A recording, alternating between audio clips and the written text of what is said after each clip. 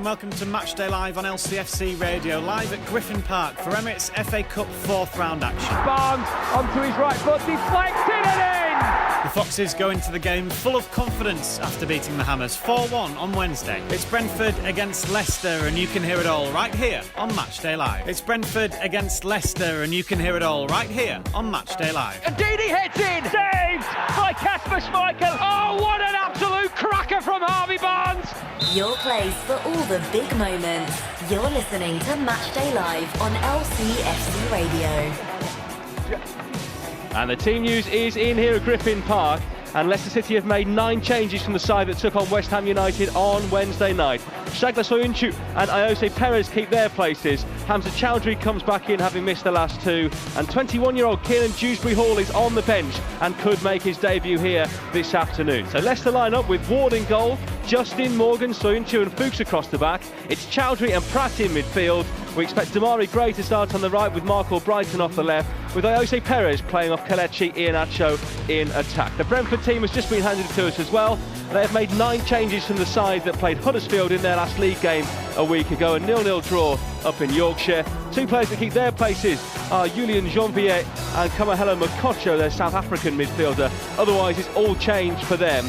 They, of course, are in the midst of a promotion battle in the Championship, and their full focus very much on that at the moment. So 2 very much changed sides here at Griffin Park. Thank you very much, James. Yes, welcome to Griffin Park. Welcome to Matchday Live here on LCFC Radio with me, Dan Bates. Sat alongside me, as ever, is Matt Elliott, former Leicester City club captain. How are you doing, Matt? I'm okay, mate. Yeah, wedged into the hilt.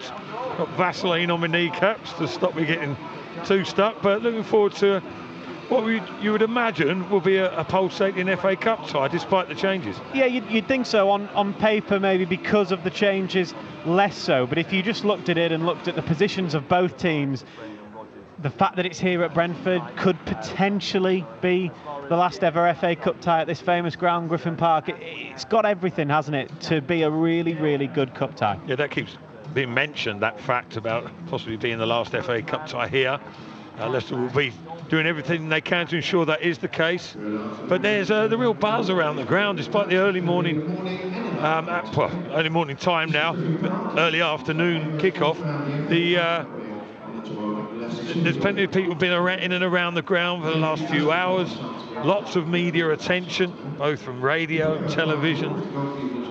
John Motson, who's got a huge association with the FA Cup down there pitch side, amongst many others. And there's a little bit of a vibe going on. And I think most people expected changes from both sides, so they would have taken that into account beforehand and made their judgment on whether they want to come and be part of the game and spectate.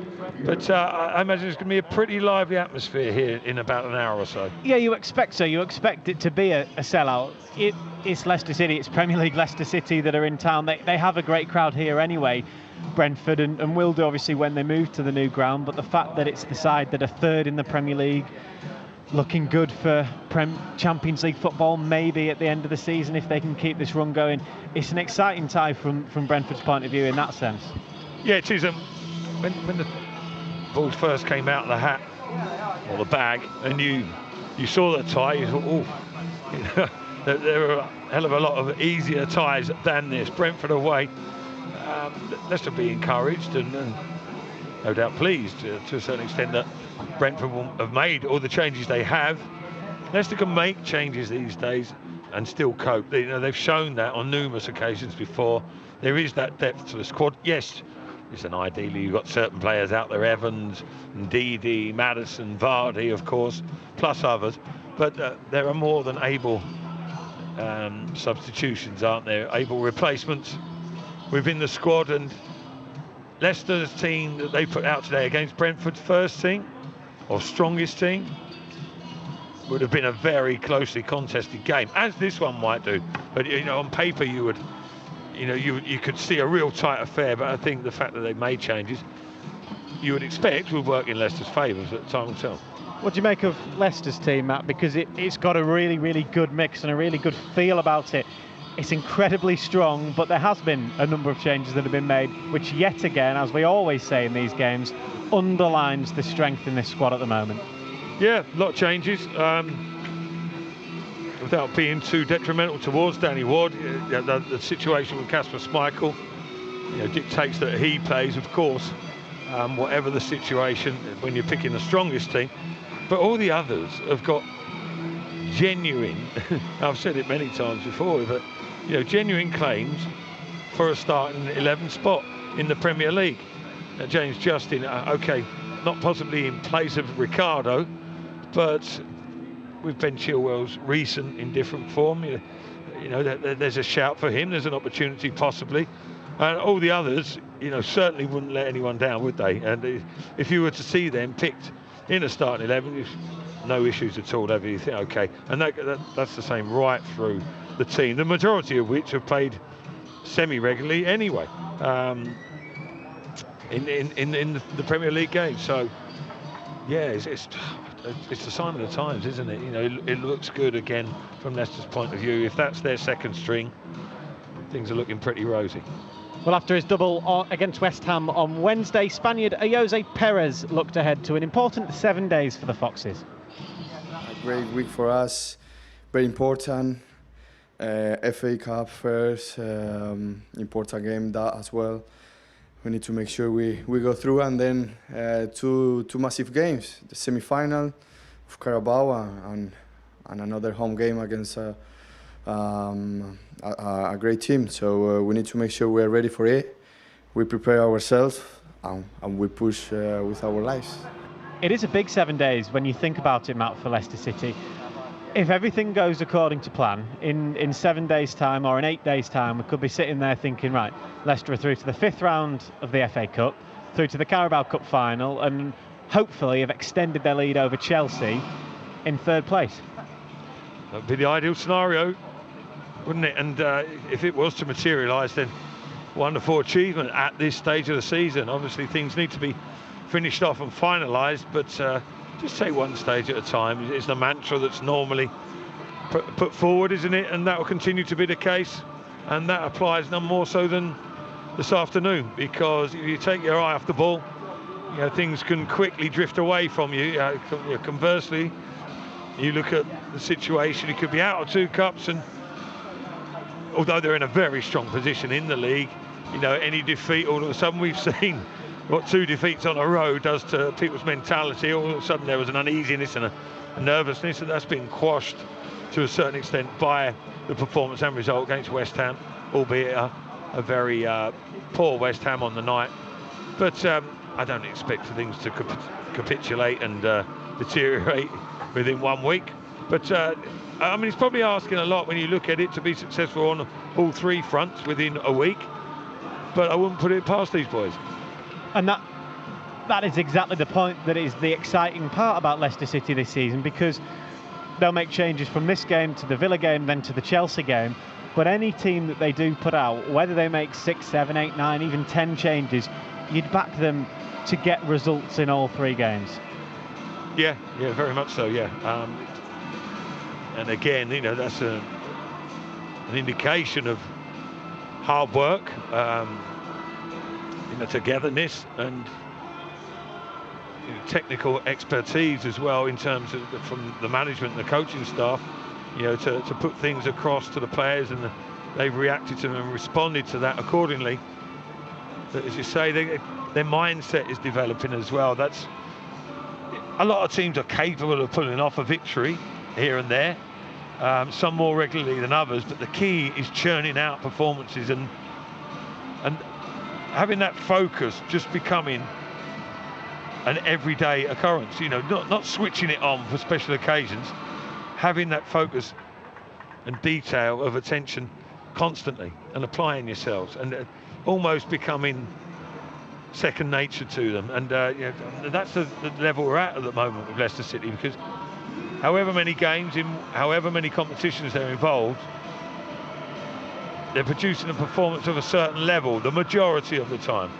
Not every time, which is why you've seen a little bit of a falter in their results in recent history.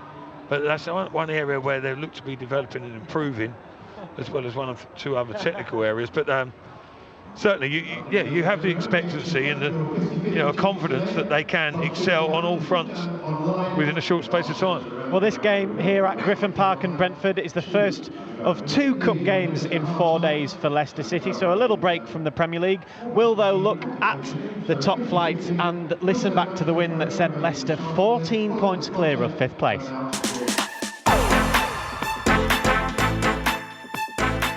Well, just 25 days have passed since these two met at the London Stadium, but a lot has happened since Leicester's win in the capital. West Ham wasted no time in sacking Manuel Pellegrini just hours after Damari Gray's winner, placing their trust in David Moyes with the hope he's not lost his survival instincts, which served the Hammers so well last time around. Maddison, Tielemans, clever ball, Barnes has space, first touch was loose, but here's a chance now for Ricardo on the right-hand side, captured by Harvey Barnes. But Ricardo takes all the credit there for setting up the goal, and Barnes couldn't miss from underneath the crossbar. Leicester have the goal that their play so thoroughly merits. They lead West Ham 1-0. Barnes will keep it in play. West Ham a bit ragged with their defending. Barnes running at Zabaleta, low ball in. Here's Ricardo! No mistake, Ricardo! It's 2-0 to Leicester, and they are oozing confidence now. He made the first, he scores the second, and Leicester lead West Ham by 2 goals to 0. West Ham free kick, Lanzini sweeps it into the back post, Schmeichel comes, gets a useful punch on it that at least takes it away from immediate danger, and then Ndidi just shrugs his man off the ball on the edge of the penalty area. Oh dear. And it is a free kick right on the edge of the penalty area. Schmeichel is furious with the referee, David Coote. Or has he given a penalty here? Yeah, he's given it, yeah. Here goes Noble, Schmeichel on his line, Noble scores. In the end, plays it straight down the middle, Schmeichel dives out of the way, and West Ham have a route back into this game. Leicester 2, West Ham 1. Iheanacho away from Ogbonna, now has options in front of him, but Iheanacho might go it alone, he does, all the way through, he's brought down, penalty! David Coote awards the second penalty of the night.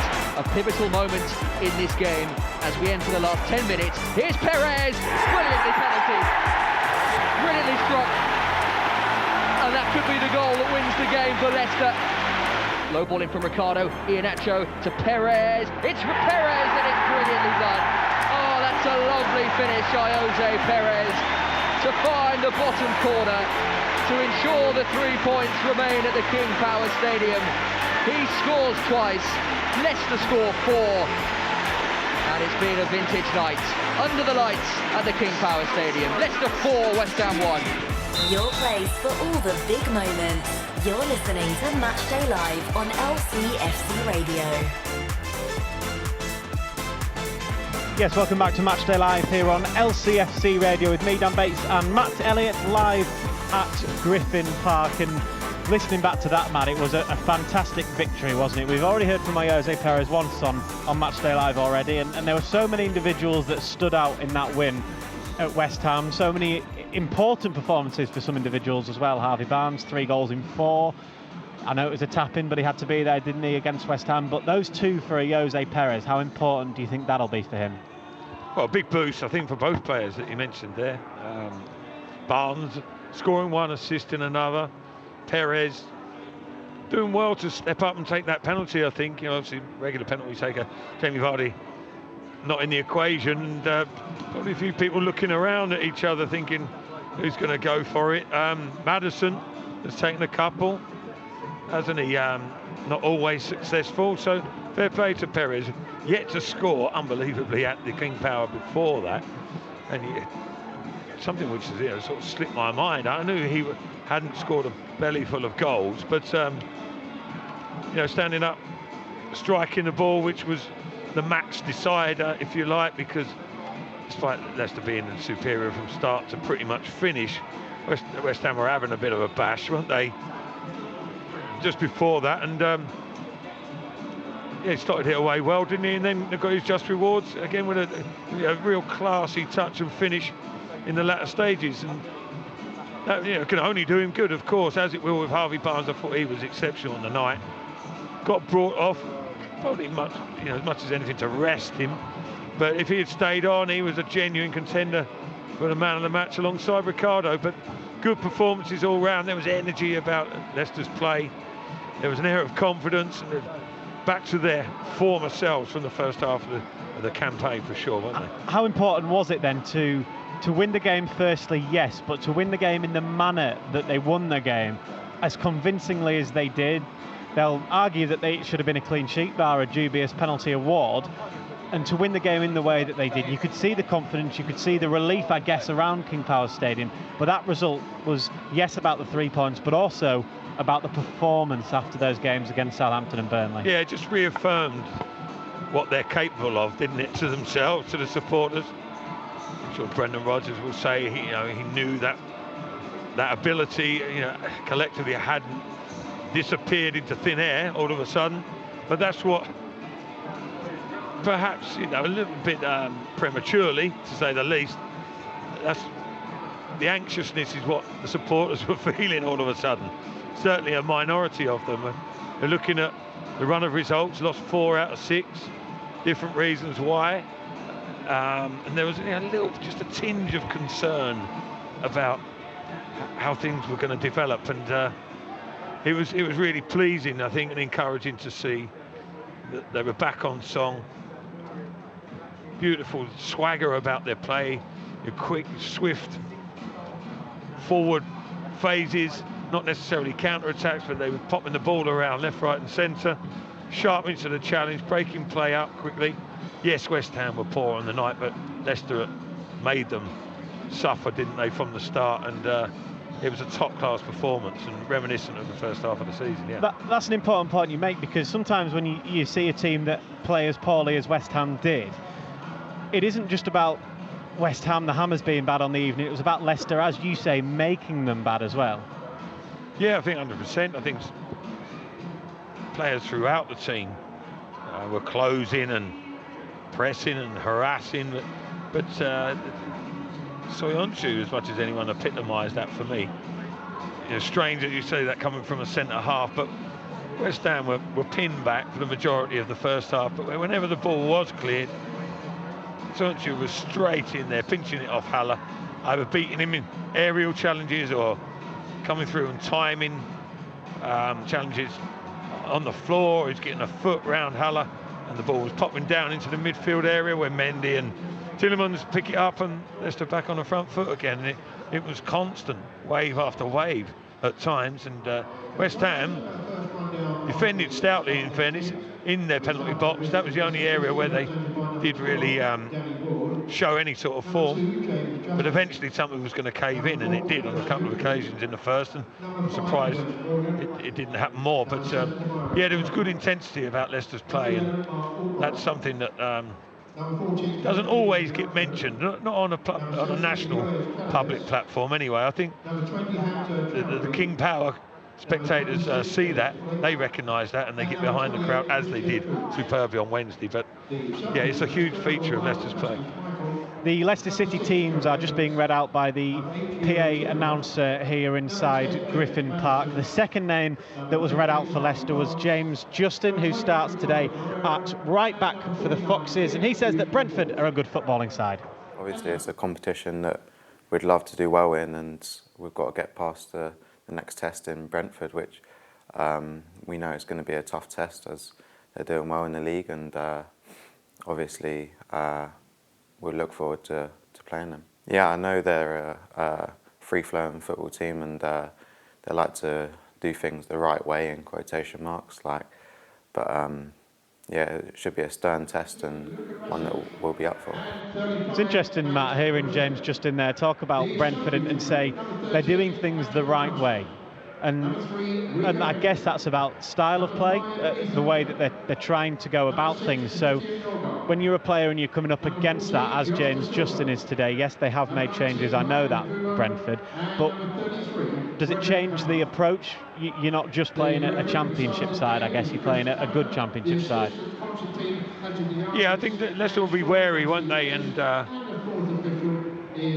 as is usually the case, Brendan Rodgers will be meticulous. He'll run the team through what they're up against, and little technical and tactical not adjustments, but you know, points that he will make, and to try and adapt accordingly. But they'll be aware, you know, particularly with the likes of James Justin there. He's come up against them previously, possibly, and you know, he can transmit that to the players just in case they take their eye off the ball. But you know, first and foremost, it's about Leicester, because you know, the players here have got another opportunity to impress the manager. They don't always come round that regularly, although with the amount of fixtures that Leicester have got and the competitions they're involved in, more so than normal. But I think the players are aware. All they need to do is look at Brentford's league position, even if they don't know too much about the individuals or the team style of play, which they will have been rehearsed or certainly spoken about this week, although the preparation time is minimal after the game against West Ham. But it would have been intense information relay, and they'll know what they're up against for sure, certainly to a reasonable level. And you know, what are they, third? They're third at the moment, aren't they, in the fifth, I think. Are they fifth now? Have they? Yeah. They've dropped down a bit, is it? But I think they've got a game in hand. Fulham are third, aren't they? Brentford are right up there, aren't they, in the Championship? And Fulham third, Forest fourth, Brentford fifth. Forest are nipped in fourth, have they? Yeah. Both Forest and Brentford have a game in hand over Fulham, and that is the game that takes place on Tuesday, which is why it's so huge for them, because a win for Brentford puts them third, puts them 2 points off Leeds United, although Leeds will have a game in hand. Yeah, exactly, and Leeds will certainly be twitching a little bit, won't they, at this stage of the season? They're hoping against hope for not a repeat performance of last season, but precarious position they're in at the moment. But yeah, Brentford, you know, well organised.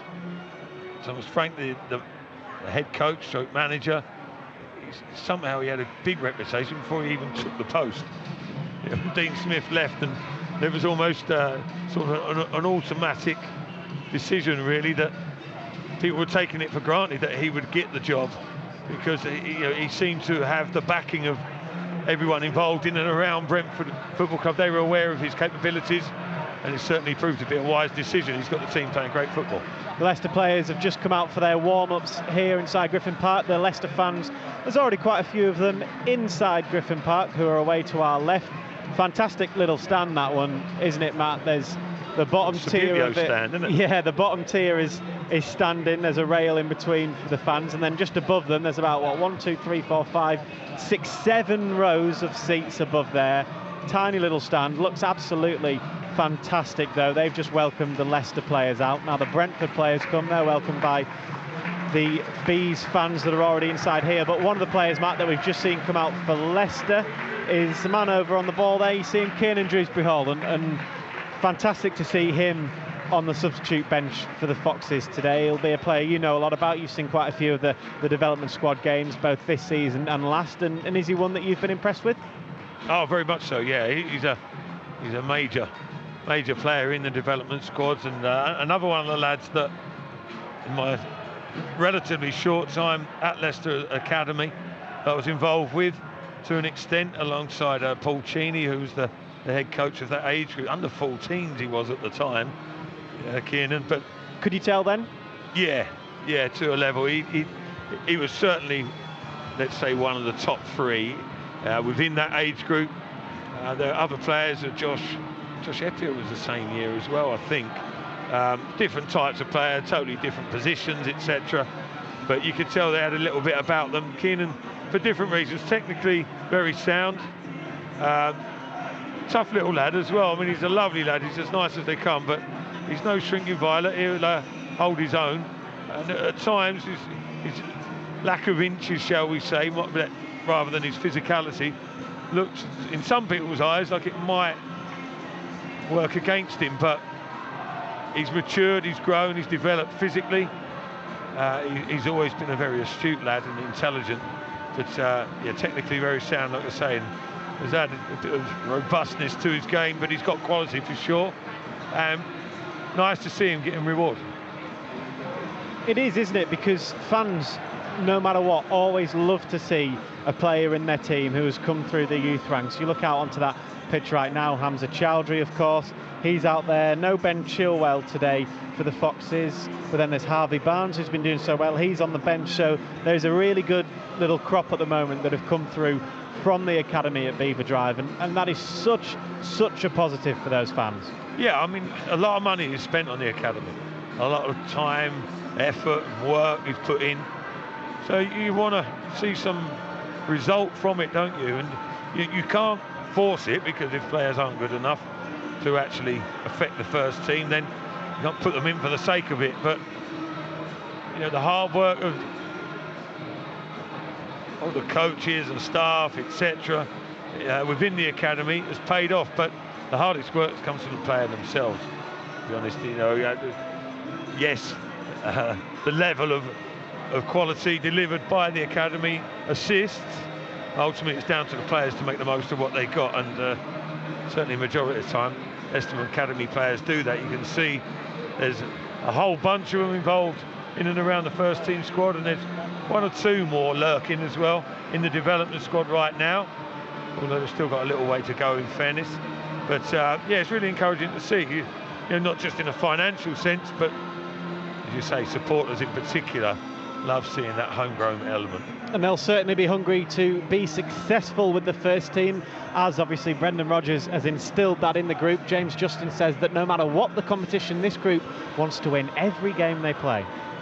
Yeah, I mean, everyone just walks onto the pitch on a Saturday or a Tuesday night or Wednesday night, whenever it may be, and just full of confidence and just thinking you're going to win every game. And that's what we like to install in ourselves, and that's what the boss tries to drill into us, that the winning mentality, and hopefully we can do that. That's an exciting thing to hear, isn't it, Matt, that no matter what, there is a winning mentality in the group. It doesn't matter if you look at the League Cup run, you go to Luton, you go to Burton, you're at home to Wigan in the FA Cup, you're away here at Brentford, or you're playing Manchester United, or you're playing Manchester City in the Premier League. A winning mentality is a winning mentality, and every single game Brendan Rodgers has instilled that into this group. Yeah, that's right, and it also helps when you have a self-realisation that you're actually capable of winning any game you go into, or pretty much. Still maybe got another level to go in terms of the top two in the Premier League, but you know, again, on another day they'll pit themselves against those two, the might of Liverpool and Manchester City. But yeah, whatever competition, whatever team he puts out, they've got that genuine confidence that they're playing at least on an even level playing field, aren't they? The majority of the time they'll be favoured to win, and that's a nice feeling. If you apply yourself properly, whatever the personnel, you've got a very good chance of winning. It's a good feeling. It's nice to have. You know, rightly so. That's the level Leicester are at now. And again, part of the reason they're at that level is the mentality that they've developed. You can't just manufacture it without having the knowledge and belief in your ability, though. So it all moulds together. But yeah, there's an air of confidence about the squad today, and these days. Sorry, and similarly, you're feeling that today as well, aren't you? You know, when you hear in the build-up some of the comments that the lads have spoken about, you know, you look at the team, sometimes you just get a vibe, and I don't know, with the changes especially that Brentford have made as well. I spoke yesterday on the show that predicting a 1-1, but I'm sensing without being overconfident, all of a sudden I'm thinking about changing that. You know, I fancy Leicester strongly at the moment. Yeah, so do those fans away to our left-hand side, already singing from a Leicester City point of view. The Leicester subs are out warming up. They're playing keepy uppies. Incredibly strong bench for the Foxes here at Griffin Park today. So let's get a reminder of that and the starting 11s with our commentator James Fielden. Yeah, so 9 changes in total for Leicester City. They line up with Danny Ward in goal, James Justin at right back, Wes Morgan skippering the side at centre-half alongside Shagla Soyuncu. Christian Fuchs playing at left-back again. Of course, he played recently in the game at Burnley. Hamza Chowdhury and Dennis Pratt play in the centre of midfield. Zamari Gray wide right. Marco Brighton off the left. And Ayosi Perez playing off Kelechi Iheanacho. Brentford have also made a host of changes. 9 in all for them from their last league game. We think they're probably going to line up with a 4. They played a 3 at the back in their last cup game with much of the same 11 they're playing today. But I'm going to guess that it's a 4 at the back. Daniels in goal for them, Ruaslev at right back, Racic and Jean-Pierre in the middle of defence for them, with Dominic Thompson at left back. Then a 3 in midfield of Drew Yearwood, Kamahela Mokocho and Emiliano Marcondes. And then down the left-hand side, Joel Valencia. Off the right, they have Jan Zubrek. And it'll be a big Turkish clash, actually, because playing up front is Halal Dervish Ulu, fellow countryman, of course, of Shagla Soyuncu. Thank you very much, James. Still to come here on Matchday Live. We'll take a closer look at Brentford. We'll hear from both managers, Thomas Frank and Brendan Rodgers. And of course, you can hear every single kick of today's FA Cup action. You're listening to LCFC Radio. China's described the coronavirus outbreak there as severe, and medical supplies are very tight in the city where the infection began. Wuhan is one of several cities in lockdown, with travel restrictions affecting 56 million people. The number who died has risen to 41. George Goodwin, who lives there, says it's a difficult situation. We've been kind of inside for the last couple of days, for many of us keeping to ourselves, kind of in the isolation, attempting to stay away from, other people from public areas and whatnot. The number killed following a strong earthquake in eastern Turkey has risen to 22, with more than 1,000 people injured. Rescue workers are searching for victims buried under collapsed buildings. There have been 2 new arrests by police in Warwickshire investigating the fatal stabbing of a teenager 10 days ago. The victim, Nazir Patrice, who was 17 and from Birmingham, died at the scene. Parents and grandparents are being urged not to chance it by failing to put children in a proper car seat. Figures show more than 1 in 5 don't always use them, mainly because they've left the seat in another vehicle. Rod Dennis is from the RAC, which is behind the research. As far as the law is concerned, as far as keeping children on the road safe is concerned, there's really no excuse for not properly restraining a child. We would really urge all parents and grandparents to make sure before they set off they have the correct car seat in place and fitted properly. That's the latest. I'm Kiran Bangle.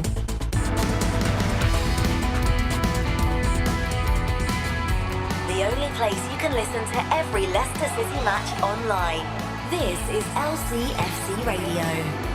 Welcome back to LCFC Radio's Matchday Live here at Griffin Park ahead of Brentford against Leicester in the Emirates FA Cup. I'm Dan Bates. Matt Elliott joins me. We always, during the newsy bits, don't we, Matt? We watch the warm-ups. And have you learned anything from Leicester today, or were you just daydreaming? No, I was having a little look, having a little fun. I was actually just watching the subs. They're in their little bits and pieces, really. But just reinforcing what I said earlier about Keenan Dewsbury Hall. I mean, his technique his basic technique is just superb. So sound. I know it's only a warm-up there, but I mean, he hasn't put a foot wrong out there, and it was just nice watching him, really, and just mulling over the fact that his development has been rewarded. Yeah, it's good to see, but no, not much to say really about the warm-up. Nothing stood out too much apart from Mike Stow curled a fizz one even from 30 yards, top corner. It does make you laugh, doesn't it? They're supposed to be warming the goalies up, and then sometimes they'll just send one in the top corner like that, all wide. He's thrown his arms up in frustration there. He's just pulled one wide. How his knee's not hanging off, considering his age, Stowley. Fair play to him. Just one other word on Kiernan Dewsbury Hall, Matt, because he's now directly in front of us, isn't he? As the substitutes to the warm-up, James Maddison's alongside him, as is Yuri Tielemans, Ricardo Pereira, Harvey Barnes, Johnny Evans. Incredibly strong bench. So fantastic that Kiernan Dewsbury Hall is in amongst that, Matt, but he's got his whole career ahead of him. 21 years old. He's been brilliant for the development squad. I know at the beginning of the season we spoke to him for LCFC TV. He said he was excited about the season ahead. He hoped that there'd be opportunities like this throughout it for him to get a little taste of the first team. Yeah, it's funny how the sort of game has changed a little bit in that mentality, hasn't it? I mean, you're saying 21. Yes, it's still youthful. It's on the younger side of things, isn't it? But it's not like he's a young upcoming teenager. I mean, not so long ago, 21, if you're not playing first team, you're disappointed. Now, Keenan probably, if he dropped down into lower Championship or upper League One, it may well have featured more regularly, you know, whether on a permanent or loan move. But to my knowledge, he hasn't been on loan, has he? I don't think so, Keenan. But he has that capability. You know, he's got confidence in himself because, like I say, his ability is tried and tested throughout a good few years, you know, in the academy process. But he's quite a tenacious little character as well. But at 21, you want to be pushing in and around the first team slot, don't you? But I suppose it's changed a little bit these days. You know, Harvey Barnes coming in and Hamza and Ben Chilwell, they're all spoken of as young pups, really. But 22, 23, you know, they should be pressing for first team opportunities, really. I mean, it's wonderful to be playing at this level at that age. But yeah, it's taken a little while for Keenan to get to the level he's at, which is today involved in the first team squad. Will he be able to stay there and develop that role? Only time will tell. Yeah, potentially a big day, so best of luck to Kiernan Dewsbury Hall, who's on the bench for the Foxes today. Let's switch our attentions now to the hosts and the opposition, Brentford, as BBC Radio London's Phil Parry says it's fair to say the goalposts and approach to this tie have changed from a Brentford point of view since the draw was made.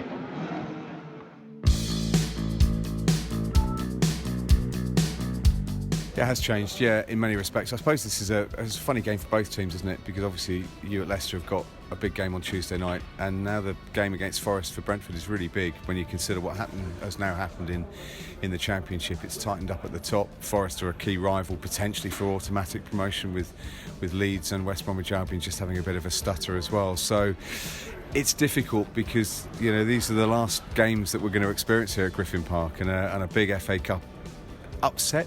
It would be an upset because of the league positions of the two clubs.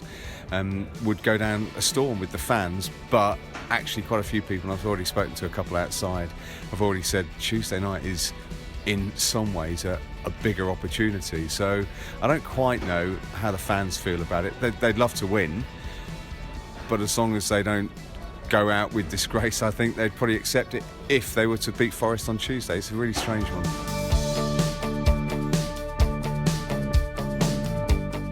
Yeah, he made a lot of changes for the last game as well, 9 against Stoke City, and they actually performed quite well. And there are players who maybe want to prove themselves. There's a few younger players who want to grasp their chances. One or two of the other squad members that they all sort of work together and train together within the same system, who maybe need some game time. So that would be quite important.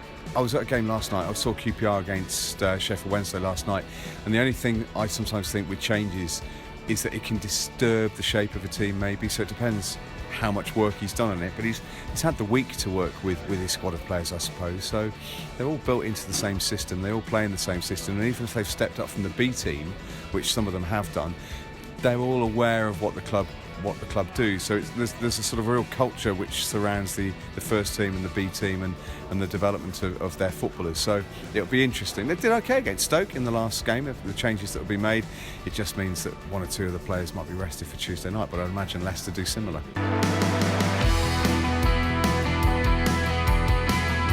The only place you can listen to every Leicester City match online. This is LCFC Radio. A couple interesting points, Matt, to pick up from that. Thanks to Phil Parry from BBC Radio London for that. He says that no matter how many changes Brentford make, and I guess really there's parallels with Leicester from this, is that they all play the same system. They all know the system. It doesn't matter if it's the development squad here or if it's the first team. Same as at Leicester, everyone plays the same system. So really, you're just lifting one player out and lifting a player back into the same system. Well, that's the idea, isn't it? You know, that's the case of most clubs these days, rightly so. You know, you want to stick to one approach, really. So, you know, it makes common sense, doesn't it, for when people fill in. But that's in a situation when there's maybe 1, 2, possibly 3 changes that are enforced with injury or form, etc. But in this instance, he's made wholesale changes. But yeah, I don't think they'll detract from their style of play. They're professional footballers at the end of the day, aren't they? It's just whether they've got the same performance levels, to be honest. But you're looking at them now, the way they've set up in the warm-up here, they're going through different phases where the centre halves are winning the ball and then they're reacting, ending up with balls coming in from wide. It looks like they're playing a back four. The two centre halves are instigating the moves. But yeah, listen, Brentford are on the up, aren't they? You know, they're a force to be reckoned with for sure, certainly within the Championship, and soon they'll be hoping in the Premier League. You know, this may become a regular fixture in not too distant future, but they're going to have to, I think Leicester will ensure that they're going to have to play very, very well if they want to compete with them. You've got a bit of competition there, Matt, haven't you? There's the team announcer here. They've got a young lad out there reading out the teams, and he's really going for it. Is that what was happening? I couldn't grasp it properly. Yeah, he's having a good go, isn't he? Doing the old American sensationalism in there as well, isn't he? There's noises coming left, right and centre, to be fair, in this press box. Well, he's reading out the Brentford team, so let's hear from the Brentford manager then, Thomas Frank. He was asked, which is more important, the league or the cup? It's a very good question. Of course, we like to do well in the league. I think that's the most important for us. If you ask me to choose between the two, but we also would like to do as good as possible in the FA Cup. We have been performing quite well for quite a long period. So we're just looking forward to the game. Quite an honest answer that from Thomas Frank. Matt, he admits that, yeah, probably the league is more important. Tuesday is more important to Brentford because that is absolutely massive when you look at that Championship table. Yeah, they want to give themselves as good an opportunity as possible, don't they? That's quite evident. But it doesn't mean that they're not interested today. Certainly these players, as you mentioned, how many opportunities they get collectively is going to be quite minimal, you would imagine. But you know, today is one of those chances, and they'll be giving it their all. And possibly, you know, you could look at it and say, subconsciously, if you have been playing the first team, would they be quite as at it as these boys are going to be? These boys have got nothing to lose. They're going to be robust and try and demonstrate what they're capable of. They won't be playing with, you know, reserving themselves for Tuesday night, which is obviously a big game. I mean, the easy answer for Frank would have been, we'll win both. You know, we'll go for both. We'll give our all on both occasions. But you know, he's laid it on the line there, hasn't he?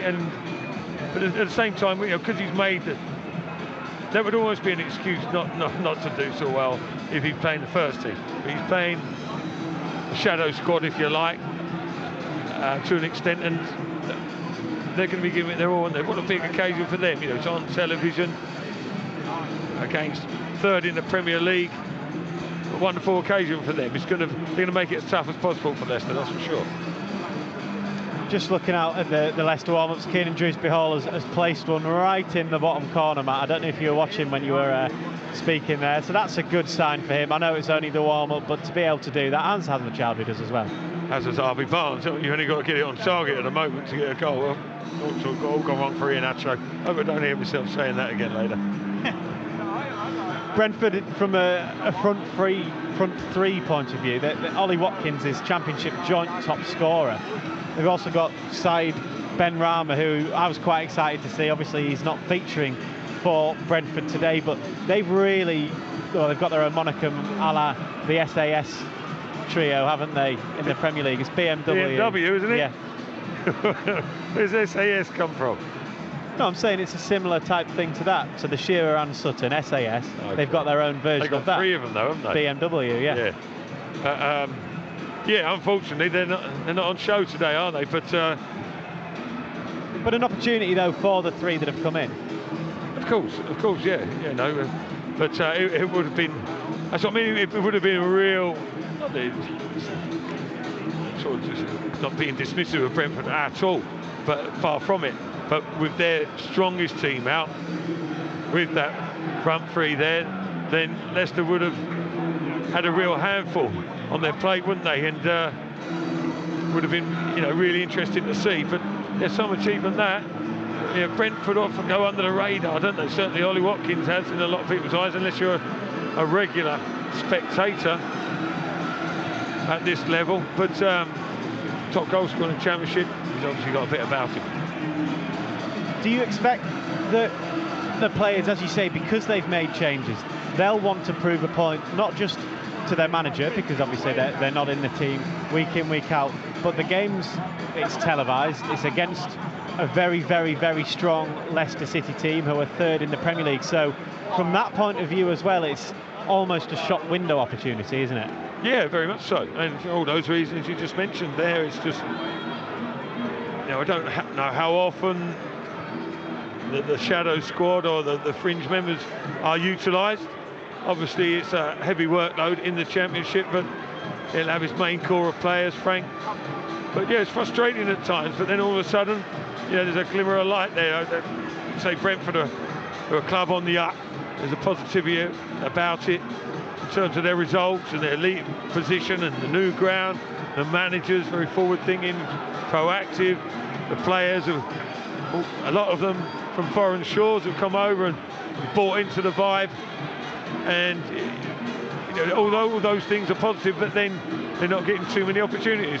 Today's a huge one, and there's a bit of profile about it, but there's also a carrot there as well to motivate them, and they'll be tearing into this game, won't they? Will Leicester have enough to handle and show their composure? From both points of view, I guess that the replay probably isn't something that either manager wants, is it, really, when you think about it, and whether or not it falls during what Leicester thought could have been a winter break for them. So we don't know that for definite, but it's something that they probably, particularly Brendan Rodgers, doesn't want. Well, not many people do want a replay, do they, in any circumstances other than being a minnow and playing against Man U and getting a replay at Old Trafford, etc. But it wouldn't do either club any favours whatsoever, would it? No. I mean, that's pretty straightforward, matter of fact, isn't it? So, which hopefully, will make for an even more entertaining game, because both teams will want to get it done and dusted one way or another today. Well, we heard from Thomas Frank. Let's hear from the Leicester City manager, Brendan Rodgers, then. He was looking ahead to facing Brentford.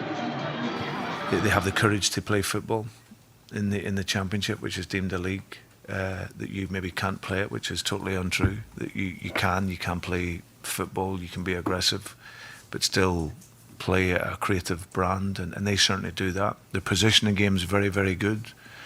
They play in 4-3-3, their movement is good, they have the courage to play the game from behind. And they're a good side, so it's going to be a really, really tough game for us, and that's what we're anticipating and being ready for. So, but yeah, it's I'm looking forward to going to Brentford as well. It's traditionally one of the Griffin Park. Obviously, this has been the last year there before they move on. So, I used to go there with Chelsea reserves when I was a reserve coach. We used to play our games at Brentford and Griffin Park, and we used to really love it there. The pitch was fantastic, and and this will be my first time back for a number of years. So all in all, looking forward to the game. You could hear the excitement there from a Brendan Rodgers point of view, coming back here to Griffin Park. Matt, he obviously values the cup very, very highly, Brendan Rodgers, as we've seen with his teams, firstly in the Carabao Cup and now in the FA Cup as well, because yes, Leicester have made changes, but when Leicester make changes, it doesn't necessarily make them weaker. No, not at all. We've obviously, there's a core of players there that established in first team selection, and many teams, Leicester included, would miss it, them being involved, of course. But when the changes are made, as there have been on numerous occasions, particularly in the cup competition, but also in the league, by and large, Leicester have coped admirably, haven't they? We've spoken regularly about, certainly recently, Kelechi Iheanacho, his contribution. Now there's a lot more confidence and assurance about his play and his selection as well, from others outside. And the same goes for a few players there. Again, we mentioned before, Danny Ward aside, and that's no criticism of his abilities, it's just the excellence of Kasper Schmeichel, is every individual there has got a genuine claim to be involved in the first team selection in the Premier League. Who do you think, from a Leicester point of view, players-wise, is it a bigger day for? Maybe the likes of Dennis Pratt, Hamza Chowdhury, Mark Albrighton, Demarai Gray, those four? Who's it the biggest day for? Yeah,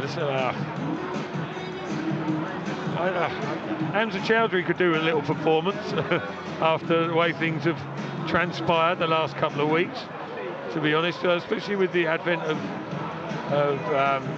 Mendy coming into, and Palace Mendy coming back into the fray, hasn't he?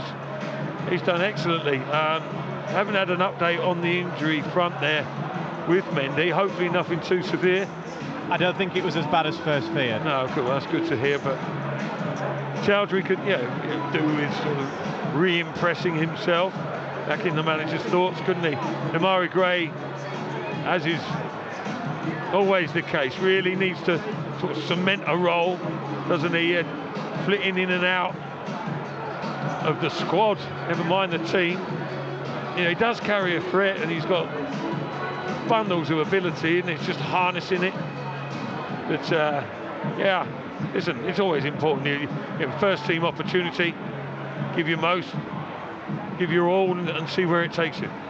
And thinking about the front three in particular from a Leicester point of view, because of Jamie Vardy coming off against West Ham, we don't know the extent of the glute injury, as Brendan Rodgers called it. So whether or not Jamie Vardy will be fit for Villa Park, you'd expect then that Kelechi Iheanacho, who starts today, will be the main man at Villa Park? Yeah, I think so. I think it will be... well, Leicester tweaked it a little bit, didn't they? Or Brendan Rodgers did on Wednesday. Rather than that 4-1-4-1 formation, it was more of a 4-2-3-1. Two holding-ish midfielders with Mendy and Tielemans, as it was against West Ham, and I think you'll see similar to today, although we're yet to find out, obviously. But I think Chowdhury and Pratt will give a platform, and then it might be, rather than a front three, it would be a three in behind the lead role that Iheanacho is going to employ. But I think whichever formation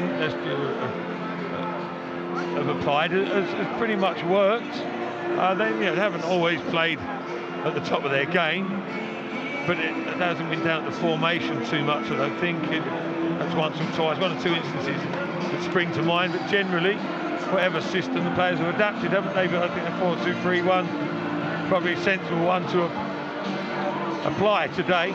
They're going to have to withstand a little bit of pressure. They don't want to be exposed in the middle of the park, in that midfield area. So they need to just force that up a little bit, but they've still got enough attacking intent. It worked on Wednesday night, like a dream, pretty much, didn't it? And they'll be hoping for similar. And if things aren't going according to plan, as we've already spoken about, the bench is incredibly strong. There are options there that, well, it casts your mind back to Newport County in the third round last season, where the bench necessarily wasn't that strong.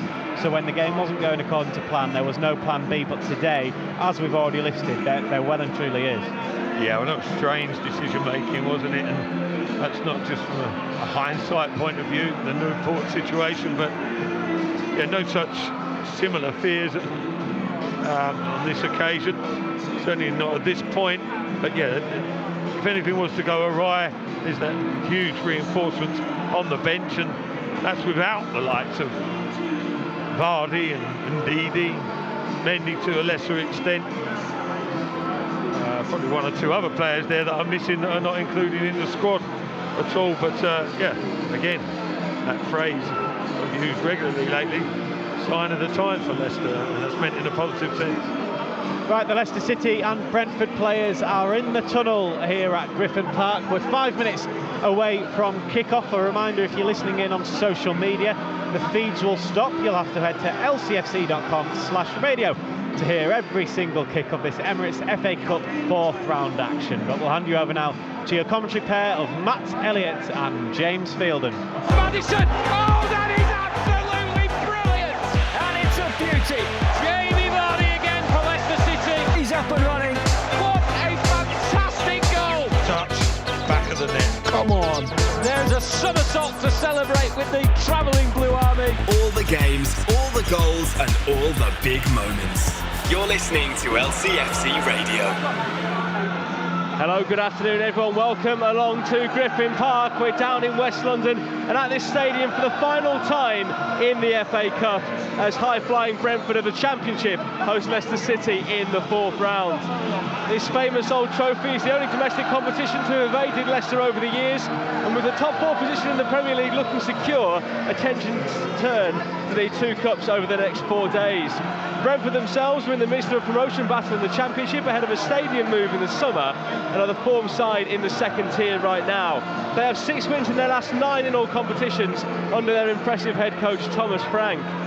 Leicester got a much needed and comprehensive win against West Ham United in the week, and we'll look to follow it up with progression here in the capital, but it's a balancing act at a busy time for both teams. The Foxes have the 2nd leg of their League Cup semi-final against Aston Villa on Tuesday, while on the same night Brentford have a big promotion clash here with Nottingham Forest. However, no one's thinking about what's to come right now, and it promises to be a tasty atmosphere here in front of a sellout crowd in this tight, old-fashioned stadium.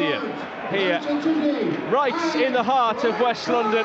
The teams are on their way out here, led by referee Chris Kavanagh and Wes Morgan in the Foxes team today, wearing the captain's armband, leading the Leicester City side out onto the field of play. In their very smart anthem jackets, Brentford very much the traditional team here, marching out in the shirts and the shorts. They'll be standing in front of us in just a few moments' time to go through the handshakes. So let's take you through the 2 sets of team news. Let's start with our host Brentford. 9 changes made by boss Thomas Frank to the team that started the 0-0 draw with Huddersfield last weekend. Only Julien Janvier and Kamahalan Mokotjo keep their places. They have Daniels in goal, Roeslev, Racic, Janvier and Thompson across the back. A midfield 3 of Yearwood, Mokotjo, Marcondes, Valencia and Zamburek either side of Dervisulu in attack. As the guys were saying in the build-up, there are none of the much talked about BMW today. Said Benrahma was never going to play because of the sad passing of his father earlier this week, while Ollie Watkins, who scored so many goals this season in the league, 18 in all, he's missing, and also Brian Mbomo is only on the bench. For Leicester City, 9 changes as well from the 4-1 demolition of West Ham on Wednesday. They line up with Danny Ward in goal, James Justin, Wes Morgan, Shagla Soyuncu and Christian Fuchs across the back, Chowdhury and Pratt in midfield, Gray, Albrighton and Ayose Perez all supporting Kelechi Iheanacho in attack for Leicester City today. The Leicester subs are Kasper Schmeichel, Johnny Evans, Yuri Tielemans, James Maddison, Harvey Barnes, Ricardo Pereira and Kiernan Dewsbury Hall, who could make his debut later this afternoon if required by Brendan Rodgers, who's making his way across the pitch at the moment, the tunnel away to our left-hand side. The 2 dugouts here at Griffin Park on the opposite side of the pitch. Thomas Frank, the Brentford manager, is giving his fans some applause here today for turning out in numbers. Just the 4th time they've sold out this stadium here this season. It only has a capacity of just over 12,500. There are around 1,200 Leicester City fans away to our left-hand side, split in the terrace in the Brook Road stand in the bottom, and then a few hundred seats up above them as well. For those who don't fancy the old school standing here at Brentford. 2 teams just going through their final preparations here. The 2 captains standing with the referee for the team photo in the middle of the pitch with some interesting looking mascots. Matt Elliott alongside me for this one today. On paper, look, Brentford have made so many changes, likewise Leicester, but on paper at least, and football's not played on paper, we say this so many times, we would expect Leicester to go through. Well, yeah, from an external point of view, you look at it and think a much changed Leicester will be able to deal with a much changed Brentford, but as we well know, it doesn't go according to plan every time, does it, unfortunately. But Yeah, I'd like to think Leicester still got a pretty impressive lineup, haven't they? There's an air of confidence about them while they're out there.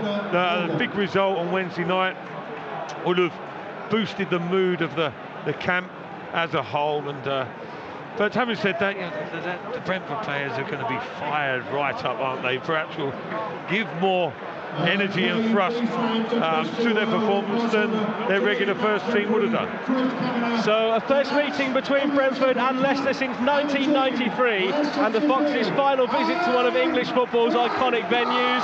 The BBC clearly fancy a cup upset with it being an early kick-off live on TV, but hopefully it will beat Rodgers' side in Monday's 5th round draw. If we are level at the end of the 90s,